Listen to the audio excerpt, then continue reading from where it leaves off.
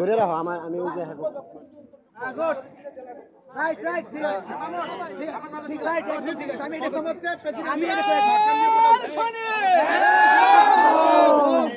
কেন্দ্র বিজেপি মহানগর দক্ষিণ মহানগর উত্তর ইয়ার শুনি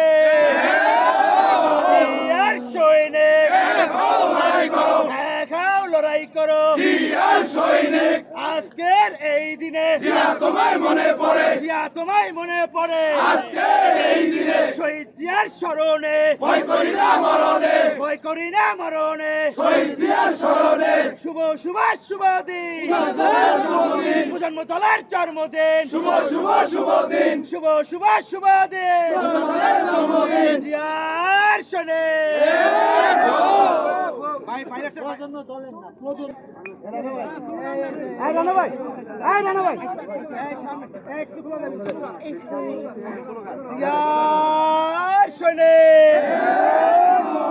জিয়ার সৈনিক দেখাও লড়াই করো দেখাও লড়াই করো জিয়ার সৈনিক আজকের এই দিনে জিয়া তোমায় মনে পড়ে জিয়া তোমায় মনে পড়ে আজকের এই দিনে শহীদ জিয়ার স্মরণে ভয় করি না মরণে ভয় করি না মরণে শহীদ জিয়ার স্মরণে জিয়ার সৈনিক দেখাও লড়াই করো দেখাও লড়াই করো জিয়ার সৈনিক শুভ শুভ শুভ দিন প্রজন্মের জন্মদিন আবি না আরে আমি ওই যে বেলবিন্দের জাতীয়তাবাদী মুক্তিযুদ্ধের প্রজন্ম তার 28তম প্রতিষ্ঠা বার্ষিকী উপলক্ষে জাতীয়তাবাদী মুক্তিযুদ্ধের প্রজন্ম কেন্দ্রীয় নেতৃবৃন্দ সহ বিভিন্ন অঞ্চল থেকে আগত প্রিয় সহকর্মীদেরকে নিয়ে আমাদের প্রাণপ্রিয় নেতা বহুদলীয় গণতন্ত্রের প্রবক্তা মহান স্বাধীনতার ঘোষক বাংলাদেশ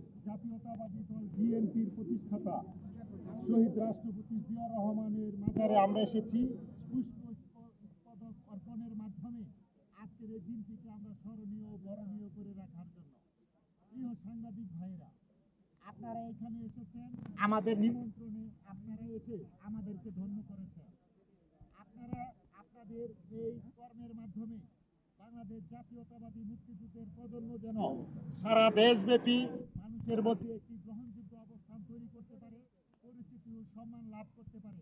আপনারা যারা আছেন এটার জন্য একটু সহযোগিতা ও প্রচারের জন্য একটু চেষ্টা করে দেবেন। আপনাদের কাছে আমাদের এই আবেদন। আমরা বিভিন্ন জেলা থেকে আসছি, কয় জেলা থেকে আসছে আমাদের এখন ধারণা নেই, তবে আনুমানিক কমপক্ষে 20 থেকে 25টি জেলার প্রতিনিধি এখানে আছে। আপনারা জানেন যে আমাদের প্রজন্ম জাতীয়তাবাদী দলের একটি সংগঠন।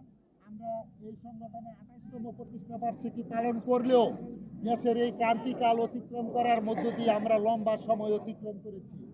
এই লম্বা সময় অতিক্রমের মাধ্যমে আমাদের সংগঠনের যে কার্যকরী ভূমিকাগুলো রাখা দরকার ছিল আমরা অনেক ক্ষেত্রে আমরা রাখতে ব্যর্থ হয়েছি। কিন্তু আমাদের দলীয় অনেক ত্রুটির কারণেও আমরা অনেক ভুলের মধ্যে ছিলাম। আল্লাহর রহমতে এখন আমরা এগুলোকে গুছিয়ে ওঠার চেষ্টা করছি। আমাদের যে নৈতিক আদর্শ সেগুলোকে যেন আমরা রক্ষণাবেক্ষণ করে আমাদের সাংগঠনিক কর্মশালাকে আমরা রক্ষা করতে পারি। আপনারা আমাদেরকে সহযোগিতা করবেন। প্রতিষ্ঠা বার্ষিকী উপলক্ষে চাওয়া পাওয়া হচ্ছে বাংলাদেশ জাতীয়তাবাদী মুক্তিযোদ্ধা দল হচ্ছে আমাদের 1 নম্বর অঙ্গ সংগঠন, সম্মানিত অঙ্গ সংগঠন। জাতীয়তাবাদী মুক্তিযোদ্ধা দল ও মুক্তিযোদ্ধা বিষয়ক সম্পাদক বিএনপি ধারা আমাদের এই সংগঠন পরিচালিত। তবে আজকের এই প্রতিষ্ঠা বার্ষিকী উপলক্ষে বিএনপির কেন্দ্রীয় নেতৃবৃন্দের কাছে আমাদের উদাত্ত আহ্বান থাকবে, যেহেতু মুক্তিযোদ্ধা দলের মধ্যেও বিভিন্ন সমস্যা জর্জরিত, সেই অবস্থায় নেতৃবৃন্দের যথেষ্ট ত্রুটি থাকার মধ্য দিয়ে আমরা যে কষ্টের সময় অতিক্রম করে আজকে এই পর্যন্ত এসে দাঁড়িয়েছি, নেতৃবৃন্দের কাছে আমাদের উদাত্ত আহ্বান থাকবে। প্রথমত মুক্তিযোদ্ধা দল যেহেতু দীর্ঘদিন যাবত একটি কমিটি লালন করছে, এই কমিটির অনেক ব্যর্থতা আছে, অনেক স্বার্থপরতা আছে। এই ধরনের স্বার্থপরতা ও ব্যর্থতাকে দূরে ঠেলে দিয়ে এই ব্যর্থ কমিটির সভাপতি সেক্রেটারিকে পরিবর্তন করে বর্তমানে জাতীয়তাবাদী আদর্শে বিশ্বাসী দীর্ঘদিন যাবৎ যে মুক্তিযোদ্ধারা এই দলকে এখনো ছেড়ে যায়নি, অনেক কষ্ট করেও তারা লালন করে চলেছে, ওই রকম ত্যাগী, গ্রহণযোগ্য ও দীর্ঘদিনের লালিত মুক্তিযোদ্ধাদের দ্বারা আমাদের মুক্তিযোদ্ধা দলের কমিটিটা নতুন করে দেওয়া হোক এবং এই কমিটির মাধ্যমে আমরা মুক্তিযোদ্ধা সামনের দিনে বিএনপির একটি অঙ্গ সংগঠন হিসেবে রূপান্তরিত হতে পারে, সেই জন্য আমাদের চেষ্টা থাকবে। আপনারাও আমাদেরকে সহযোগিতা করবেন। আপনারা জানেন ছাত্রদেরকে প্রতিনিধিত্ব করার জন্য ছাত্রদল আছে, যুব সমাজকে প্রতিনিধিত্ব করার জন্য যুবদল আছে, শ্রমিক সমাজকে প্রতিনিধিত্ব করার জন্য শ্রমিক দল আছে, স্বেচ্ছাসেবকদের দায়িত্ব পালন করার জন্য স্বেচ্ছাসেবক দল আছে, মহিলাদেরকে প্রতিনিধিত্ব করার জন্য মহিলা দল আছে। এইরকম বিভিন্ন অঙ্গ সংগঠনে বিএনপি পূর্ণ। সে অবস্থায় মহান স্বাধীনতা, মুক্তিযুদ্ধ ও বর্তমান বিভিন্ন ইতিহাসকে ধারণ ও লালন করার জন্য মুক্তিযুদ্ধের প্রজন্মের কোনো বিকল্প নেই। কাজে ওই